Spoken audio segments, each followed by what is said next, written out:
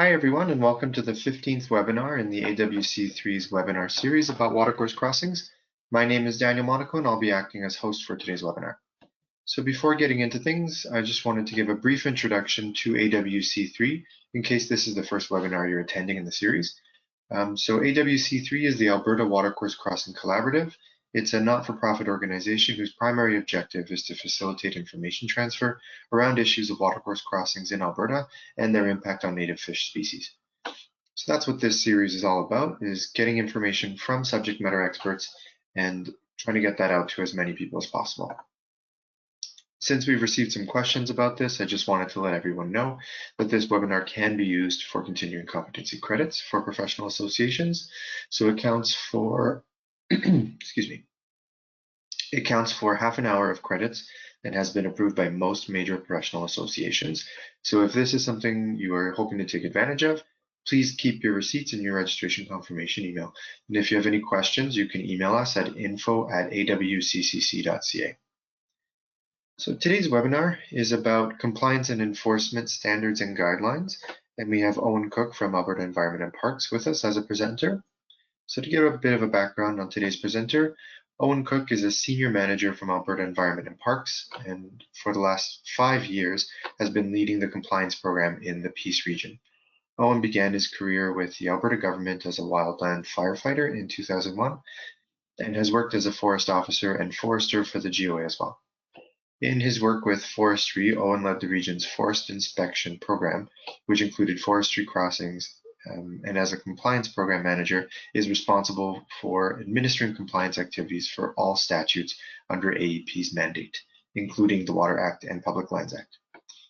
Owen has been actively engaged in reforms to the Watercourse Crossing Initiative to ensure fish habitat objectives are achieved in a pragmatic, coordinated, and meaningful way that directly translates into healthy fish populations.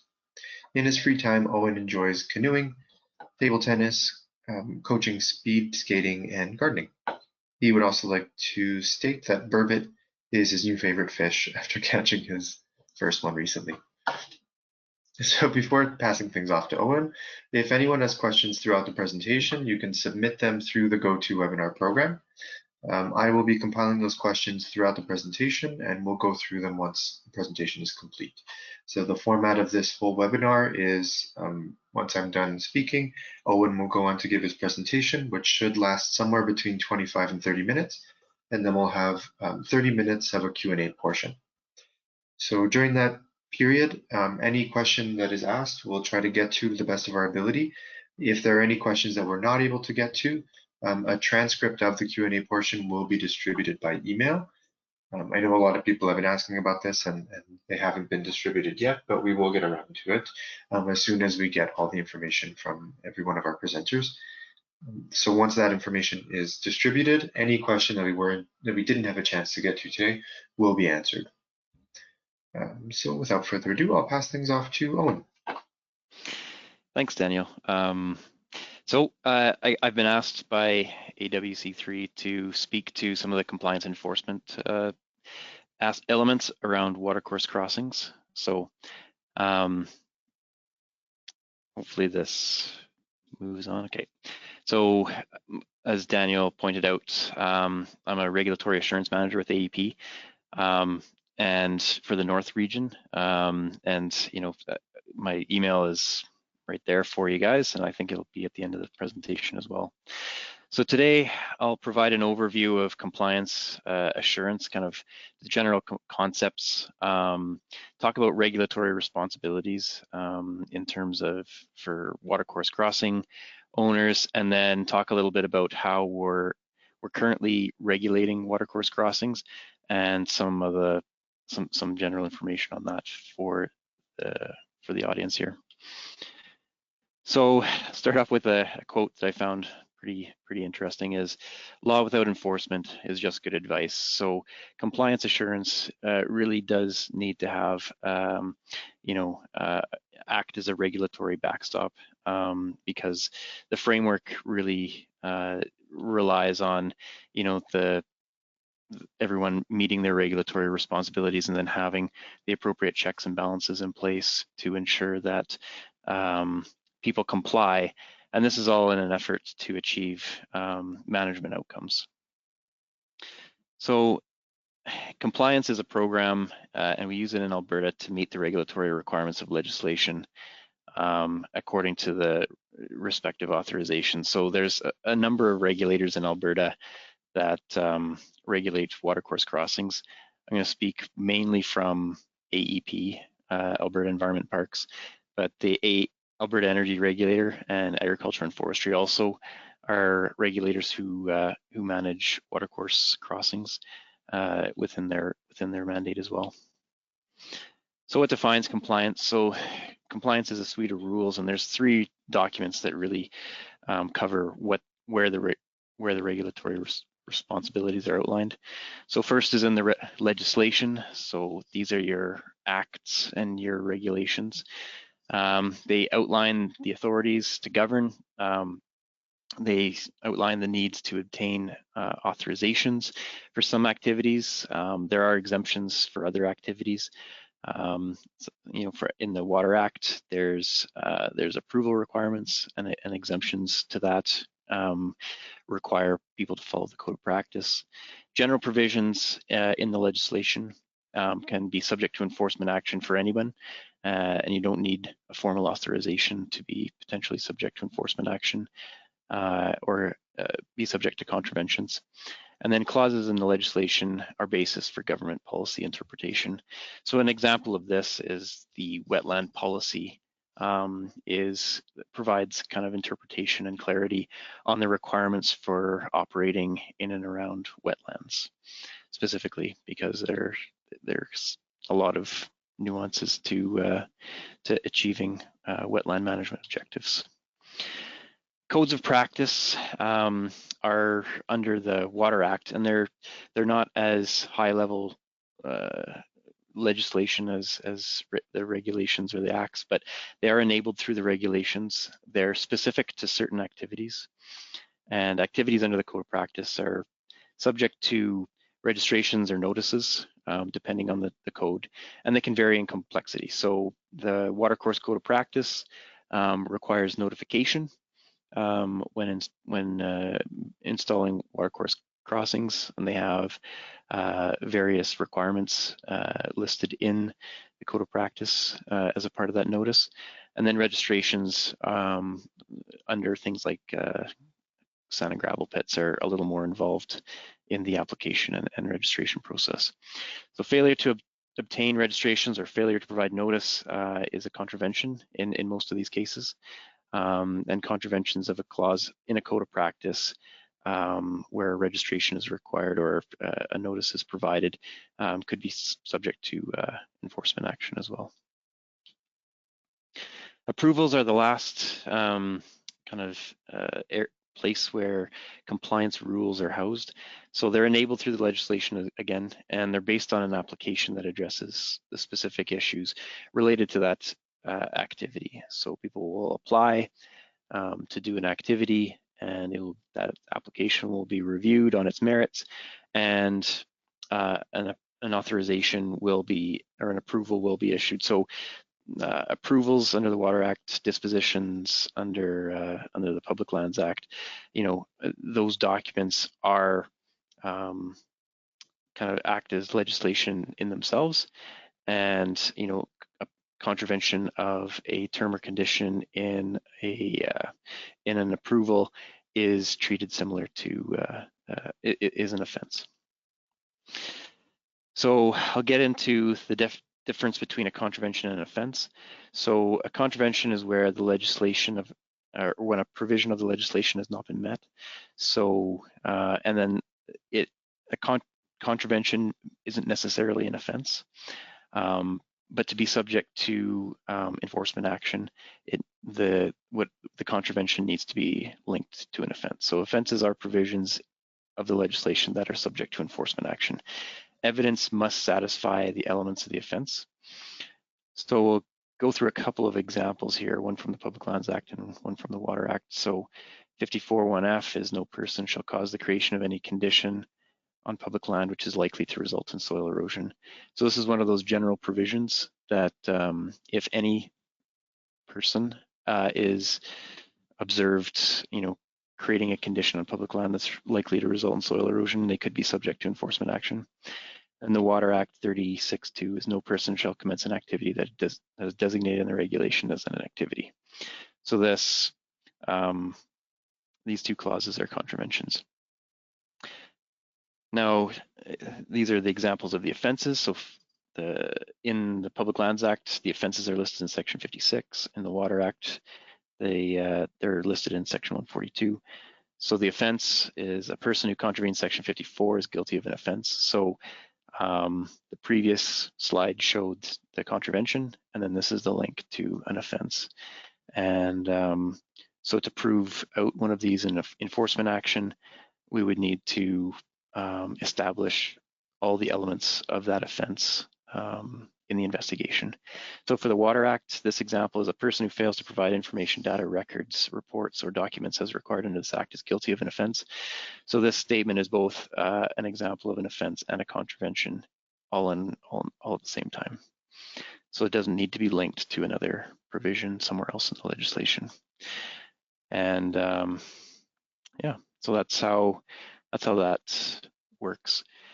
So now that we've gone over kind of where the rules come from, we'll talk about some of the factors that influence compliance. So economic factors such as things like the cost of doing business, whether people pay the cost of doing business to do it right, or people risk manage the cost of doing business and will take chances because it's more economic to take that chance.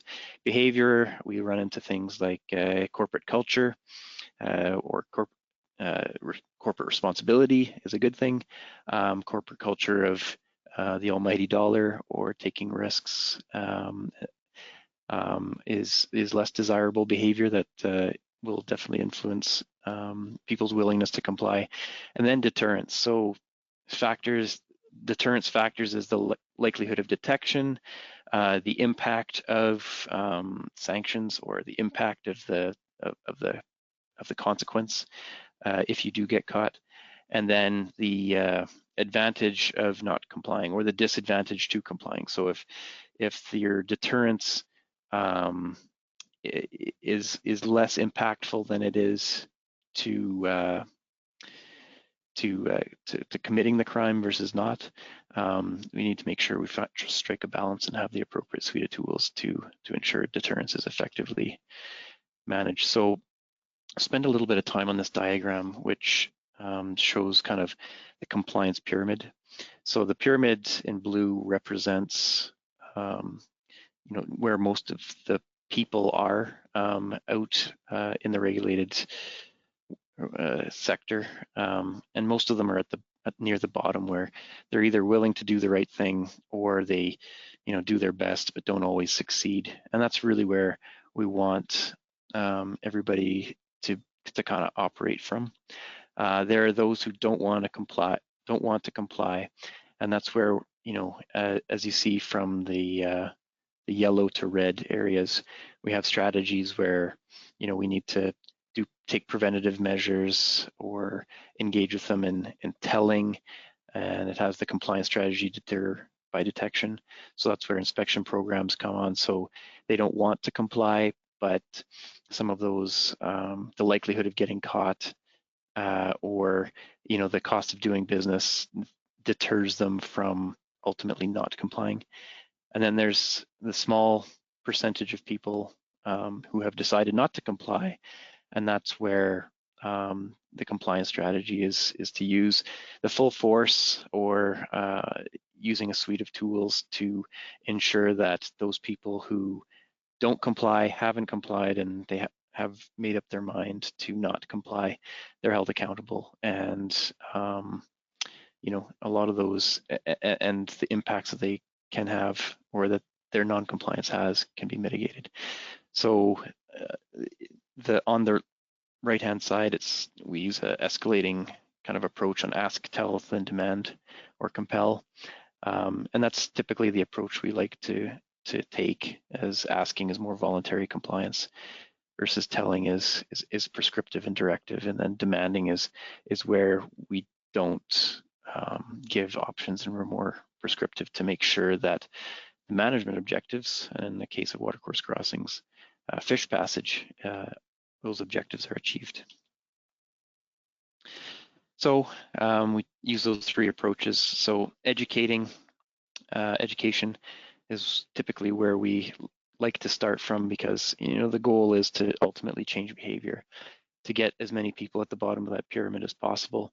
Voluntary compliance is ideal because to help people understand what their responsibilities are, and ensure that barriers to them meeting those responsibilities are removed if they exist, and can be a standalone activity or done in conjunction with other compliance activities. What that statement means is, if there's an inspection or an investigation, to continually promote voluntary compliance or promote appropriate compliant behavior is a part of those processes as well. So prevention, this is really verifying compliance. So to detect potential issues before they cause damage.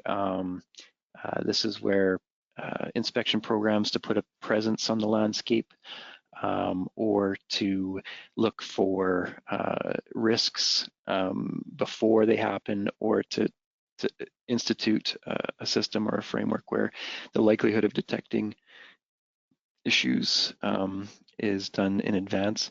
So, and really it is out there to verify compliance with the regulatory requirements. It also helps gather data on how effective the regulatory scheme is working. The last tool approach that we have is enforcement. So this is really to compel compliance. It provides the backstop for regulators. So if we run into those who are not voluntarily complying, or taking initiative or following direction, this provides a firm and fair enforcement of the legislation, and typically to drive that behavior change.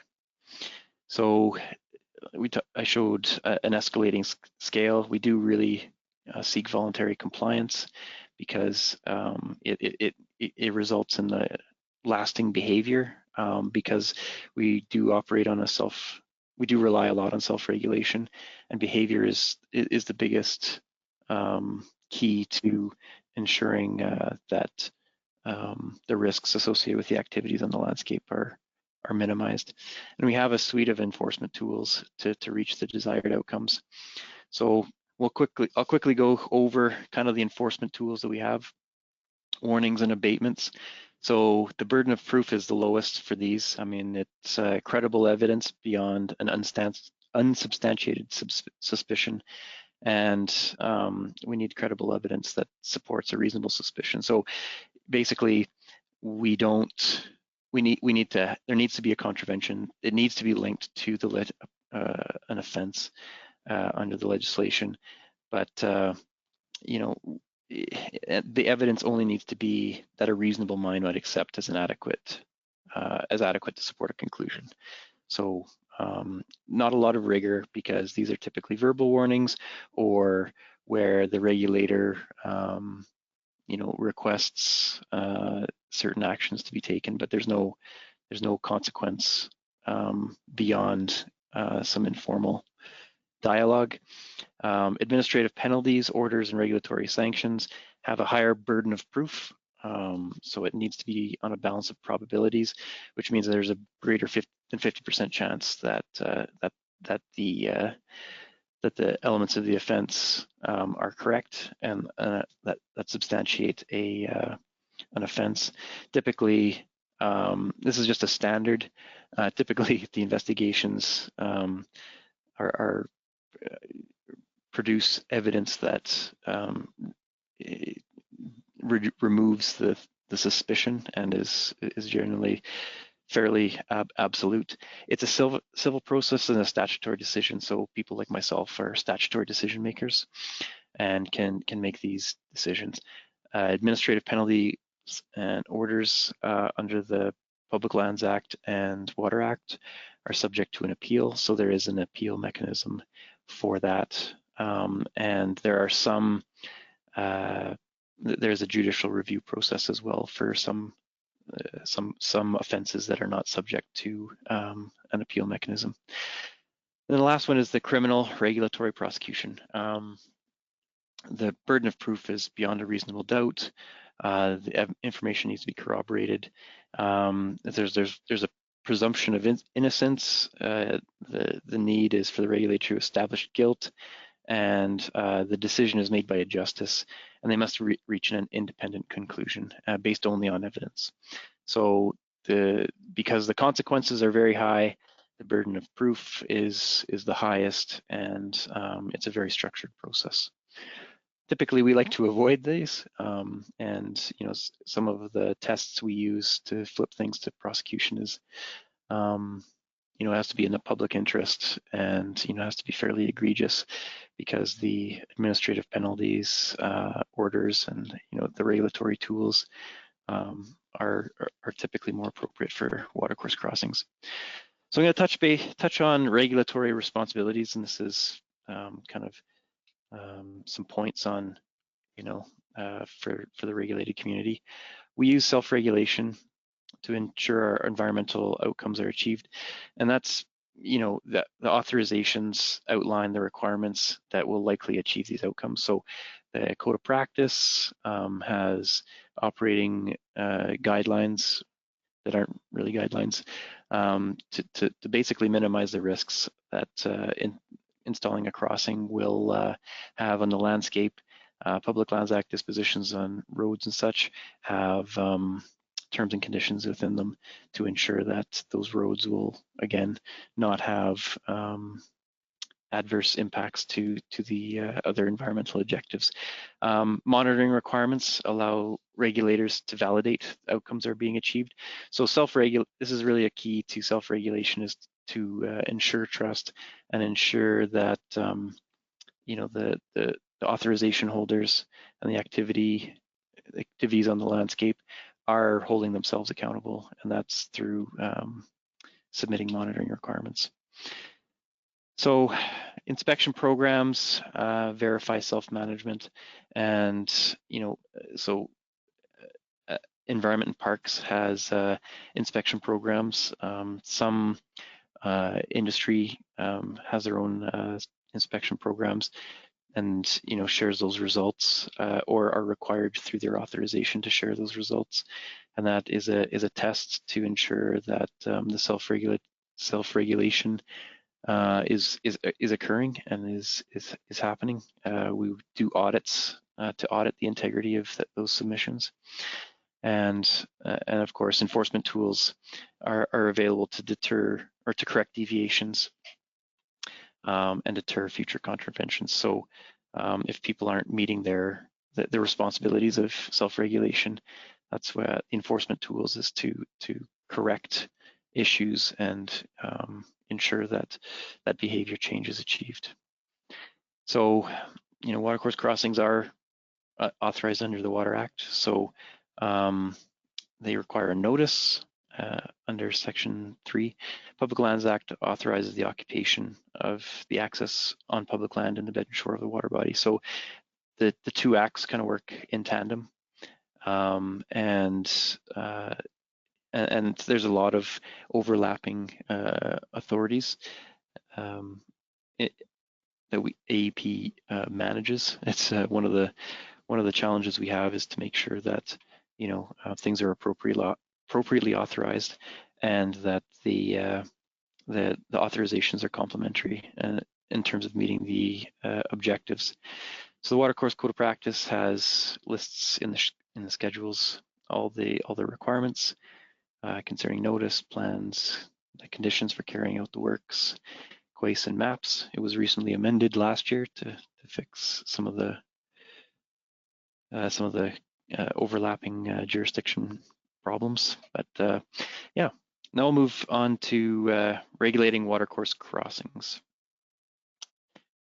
So we've been collaborating for the last number of years with the regulated sector to address fish habitat and population concerns. So in Alberta, we have a lot of SARA listed species in our watercourses, and watercourse crossings have a big impact on how much habitat is available to fish. And the goal is really to restore habitat quality and quantity to support high fish populations and potentially increase the populations of those species, particularly in those watersheds with at-risk species, and to ensure that people are meeting their regulatory responsibilities. So I think it goes without saying that if you have a crossing, you're required to, under the legislation already, to ensure fish passage. And it's a matter of ensuring that when threats to fish passage are detected, people are taking that responsibility to restore it collaboratively. We've been approving watercourse crossings for a long time, and there's a lot of them out there to take responsibility for. So we developed an inspection system to identify problem crossings and address their impact. We've relied to date on volunteerism by the regulated sector. This is great, and there's been a lot of positive uptake from the regulated sector, but I guess one watercourse crossing can impair and affect a huge amount of habitat. So getting everyone to take the volunteer action is really important, and it's an issue that we're looking at to ensure that we're getting all the information we need to make decisions. And outside of those voluntarily engaged in the watercourse crossing inspection program that we have right now, we're really requiring and assuming everyone else is fulfilling their self-reporting requirements. So as regulators, we go out in our inspection programs and find watercourse crossings, and unfortunately, if people aren't fulfilling their regulatory responsibility, we have to, take quick action to correct the behavior and educate and get people up to speed. So this takes time, and sometimes the problems have crept up because people have not been aware of their regulatory responsibilities, haven't been actively looking for them, because watercourse crossings are sometimes pretty small, and sometimes it's difficult to take the time to go look for, but do have a large impact on fish population objectives. So to manage our outcomes, we've determined that we need the data. Thank you to everyone out there who has been doing inspections and submitting them to do this inventory.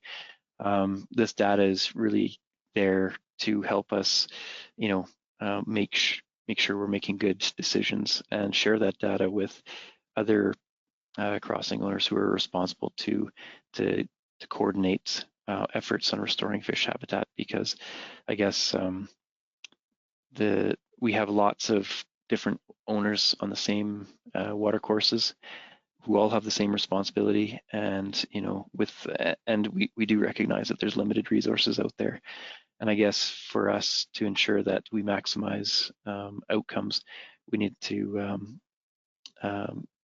use our regulatory approach in a manner that can maximize outcomes. So with better data, we'll be able to improve our responses to these impacts. We'll be able to hold people accountable to their regulatory responsibilities and ensure that the impacts get managed. And it does enable better policy guidance. So I know there's probably some people nervous out there saying, well, if I tell you that I have 50 crossings that are broken, you're going to make me fix them all, or you're going to send me to jail. Really, the compliance and enforcement program uses a suite of tools, and really compliant behavior is much more valuable than getting as many administrative penalties or enforcement orders out the door. And ensuring that people are taking these responsibilities seriously is again better than someone cutting us a $5,000 check for a bad watercourse crossing. So it's the data is really key, and the more volunteer submissions of inspection data, so that we know where we can focus people's attention to, will really help us out. So we are looking at adjusting our regulatory approach to really level the playing field, so that we do want to encourage proactive voluntary compliance, because this ultimately creates for the best outcomes. We do want to make sure that everybody's held to their responsibilities, and we're also looking at some of the barriers to compliance and removing them. So, simplifying requirements, particularly on data submission, and then removing some administrative barriers. So if there are barriers that, like we know, well, the current government has red tape reduction initiatives really targeted at removing administrative barriers, and we're reevaluating some of the places where we're doing things that that don't really necessarily achieve the outcome. We want to get to a position where we're providing clear expectations. Provide timely, meaningful guidance and coordination to enhance compliance efforts by crossing owners. So, it doesn't benefit us if people go out and just reclaim all the easiest crossings and reclaim 50 of them, whereas the 3 that they deferred were the ones that had the largest impact on achieving the objectives.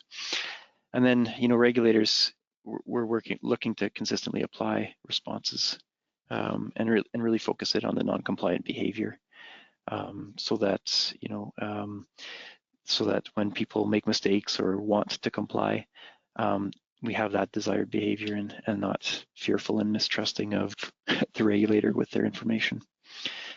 So I guess my take-home message for everyone is, ensure for those of you out in the regulated community, ensure that you understand your responsibilities. They're outlined in your authorizations, the legislation, and the codes of practice. I know that in the previous presentations, we've talked about an app that's a watercourse crossing inspection app. We're using that to collect data on watercourse crossings. There is a simplified version of the form, and really we're really just looking to get a state of the watercourses, so we can use that data to coordinate inspection and remedial efforts to restore fish passage in those key areas. So I know there's concern that it might be used for enforcement action. I can never guarantee that it won't, but it would be foolhardy of us to ask for data only to take aggressive compliance or enforcement action on people who are doing the right thing. And then if you do come across issues out in the landscape, to take proactive steps to fix them. Engaging with regulators is always helpful to ensure that you understand the rules and you have the appropriate authorities to act. And sharing that data can help us achieve the broader landscape level outcomes in a better manner. So that's all I have for my presentation, and I guess if you have any questions, you can contact me at my email below. Great, thank you, Owen. So just before moving into the Q&A portion, to give people a couple of minutes to be able to submit their questions, I'm just going to put up a quick poll that I'll leave on the screen for about a minute. It's just to find out what organizations you're all affiliated with. This is something we do at every webinar, just to find out, yeah, like I said, where everybody's coming from. I'll leave that up for a minute, and yeah, make sure to get your questions in and we'll get to those shortly.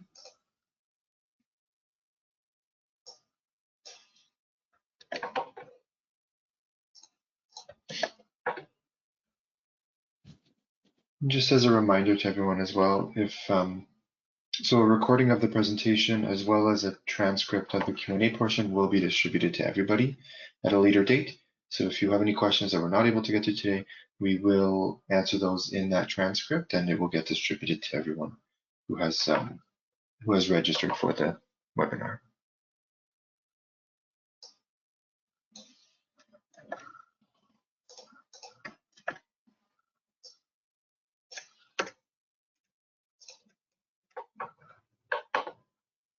Okay, so it's been a minute. So it's, yeah, most people are either from consulting or industry, which has been pretty typical of all of these webinars. All right, so let's jump right into these questions. So the first one I have here is, the directive states that participation in the Watercourse Crossing Initiative is voluntary. Is there a minimum amount of participation that a road owner can conduct and still be compliant?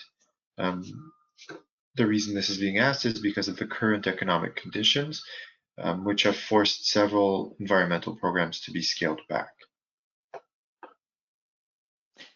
Well, as it is voluntary, that there's really no, it's voluntary, I guess, is all I can say to that.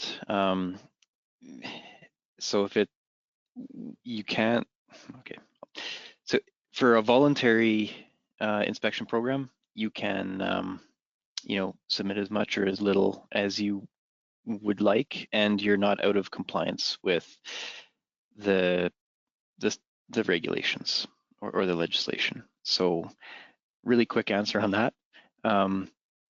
Any information that you can provide is valuable. This is not, and this is something that where the data is really important so that we can coordinate remedial efforts. Now, participation in the Watercourse Crossing Inspection Program is voluntary. However, your regulatory responsibilities to ensure fish passage are not, and that they are subject to enforcement action. So if you're not reporting your issues to the regulator, and typically the tact that regulators take, if we find an issue that has not been reported to us, we typically escalate the response because of that responsibility that's listed in the Water Act and the Public Lands Act to report immediately to the regulator when in PLAR it's a reportable event. So it's in your best interest to do as much as you can. Now, there's an alternative to doing the Watercourse Crossing Initiative as it's described in the directive in the form. Right now, you can call the environmental hotline number to report deficient crossings, and that satisfies your regulatory requirements. I believe the number is 1-800-222-6451. Should look.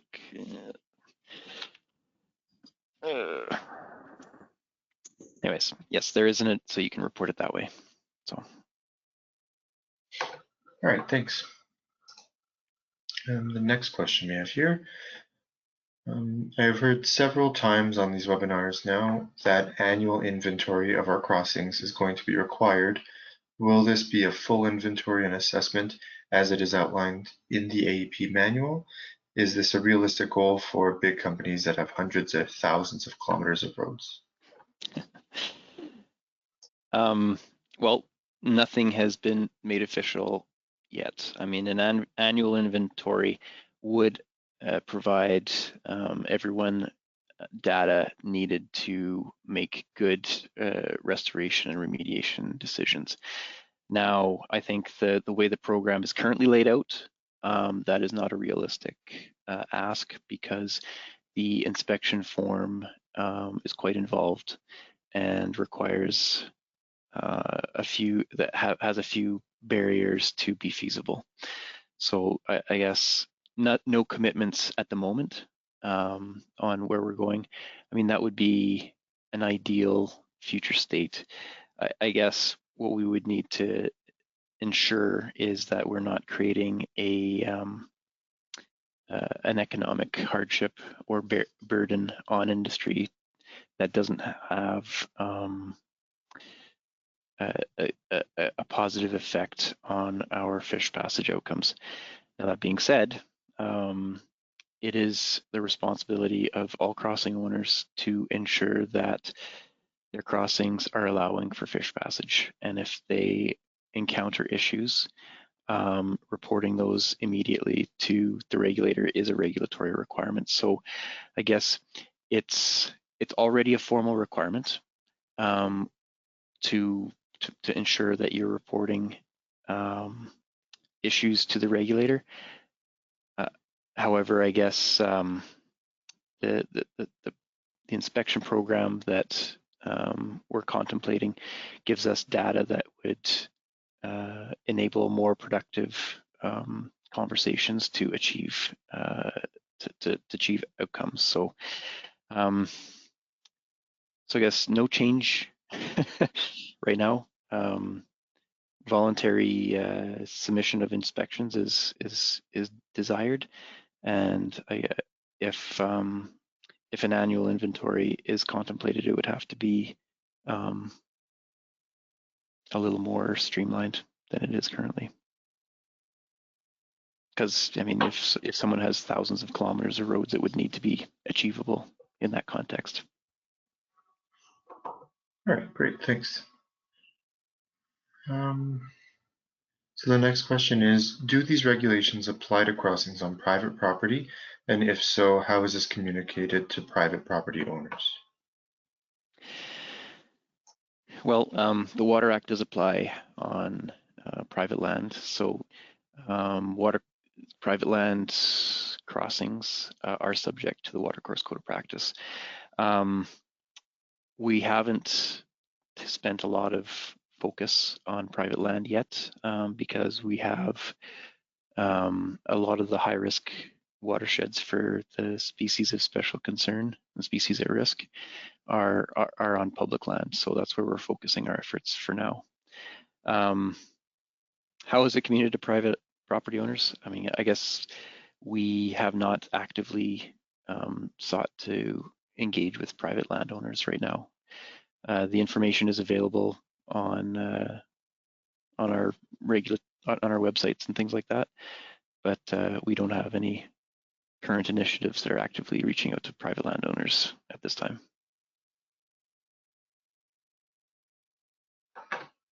All right. What impact does COVID-19 have on regulatory compliance? Well, it certainly has provided some challenges on face-to-face engagement. And I guess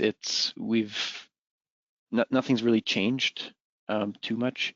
I guess what we're continuing to focus on is, ensuring that we have compliant behavior and we're using our tools, really driving towards that compliant behavior. So I guess the quick answer is nothing. It hasn't changed anything in terms of regulatory compliance. Because we're less face-to-face stuff. Okay, thanks. So this is a similar question. It was actually a follow-up question to the previous one, but saying I heard the EPEA reporting has been postponed until further notice. Is that true? Okay. Yeah, the Environmental Protection Enhancement Act, some monitoring and reporting requirements have been relaxed or postponed, but this has been applied in specific instances. I think each regulator is looking at how they're dealing with the challenges that the pandemic has posed on industry, and I guess we're in a position where we're reviewing kind of some of these requirements on a case-by-case basis.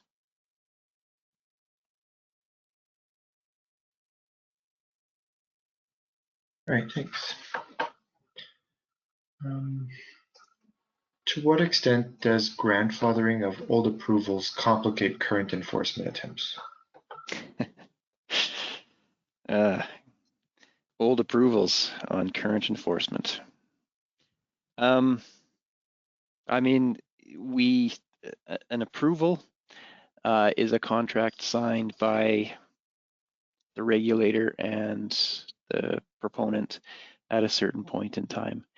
And approvals are kind of stand on their own legs, I guess. So it's a challenge when approvals don't align with current day practices, and that's where we have a suite of tools to ensure that outcomes are met. So there's processes in the regulatory scheme where we renew. So that's why a lot of authorizations have kind of time frames. They're like 10-year approvals, 5-year approvals, annual approvals, so that we can review those contracts. Some of the really old ones, like Water Act licenses under the Water Resources Act, I believe it was, kind of didn't have sunset clauses, so they're that way until people give them up and cancel. So I guess, yeah, enforcement is based on kind of the satisfying the elements of the offense and tying it back. And, sometimes some of these approvals were written in such a manner that we can't do anything about them today. But that's where, enforcement is just one tool in the toolbox. We have, suspensions, cancellations, even issuing new approvals are tools to as part of that regulatory process to get a compliant outcome.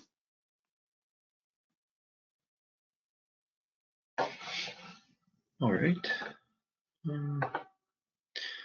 Does shared road use require joint efforts of all users to maintain integrity of crossings or to participate in remediation? What if the secondary user causes the damage? Okay, well, this one, the way regulators work is we need to satisfy the elements of the offense. So typically, if it's a road, that road will have on public land, it'll be disposed to a disposition or authorization holder, and that person's ultimately responsible for everything on that road. And that's the linkage we make in the legislation. So if company A owns the road, they sign a road use agreement with company B. Company B goes in there and breaks the bridge or has an incident that starts causing a bunch of erosion in, and they drive away, and then the regulator comes across it, and we see erosion from company A's road going into the watercourse. We will take it up and investigate company A. Depends. So, and that's just the investigation. Ultimately, if we can prove company B was responsible and are able to prove it out and throughout the investigation, we can apply enforcement action to company B, but it is ultimately company A's responsibility to maintain the integrity of the crossing in that case. There are processes if company A wants to assign it, that the authorization and the responsibilities associated to company B, that there's processes for that. But yeah, if your name's on that crossing, you're responsible for it.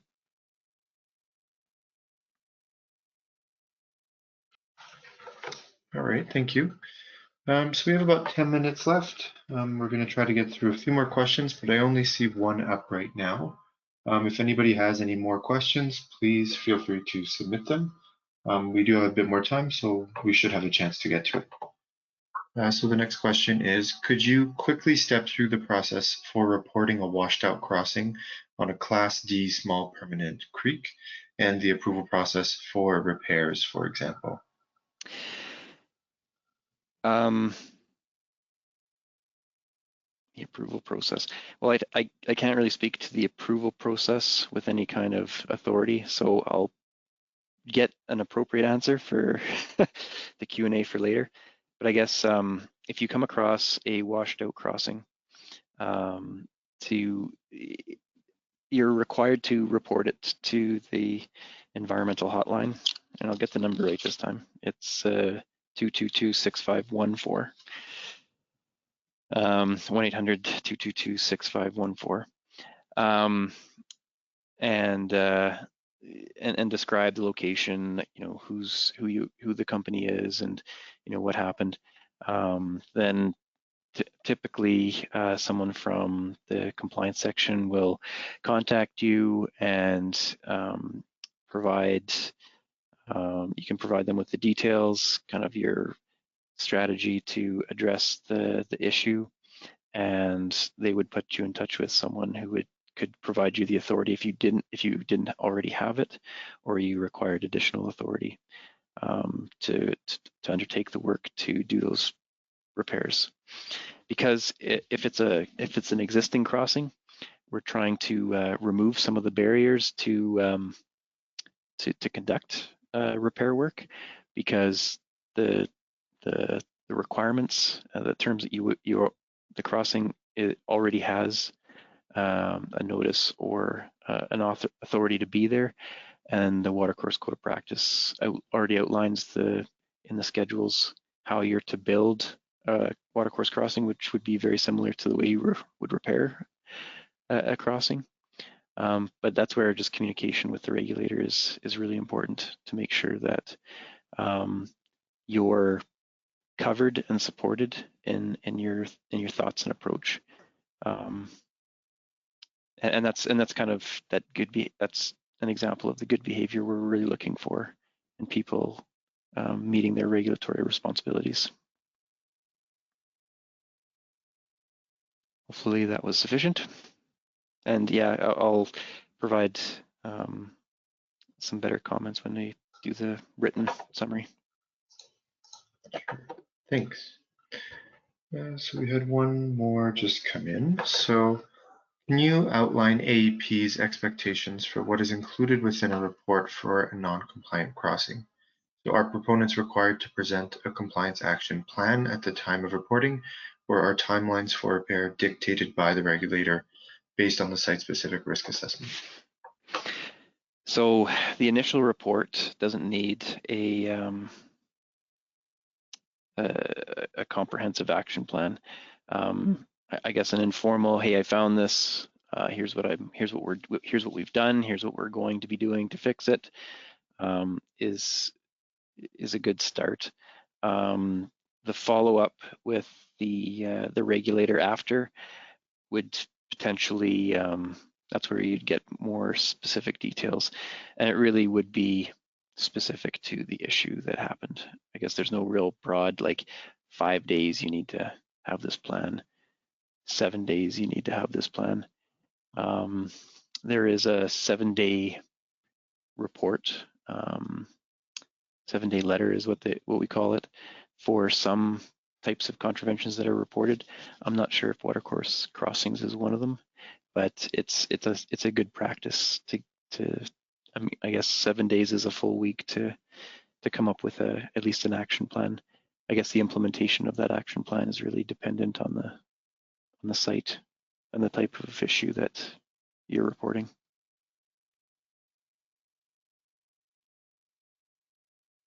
All right, thanks. So I don't have any more questions, so we have 5 minutes left, but we can wrap things up now. So I'd like to thank today's presenter, Owen Cook. Thank you to everyone who attended the webinar, and we hope that you'll join us for some of the other presentations over the next 4 weeks.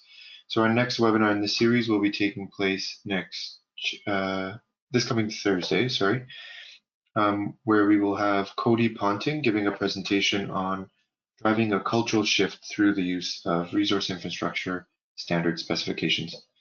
So if you enjoyed this webinar, I encourage you to have a look at the webinar schedule, as part of the series on the GoToWebinar page or on the awccc.ca website, and register for some of those other presentations. So thank you again to Owen for presenting to us today, and I hope to see everyone else attending some of our future webinars. So stay safe and have a great day.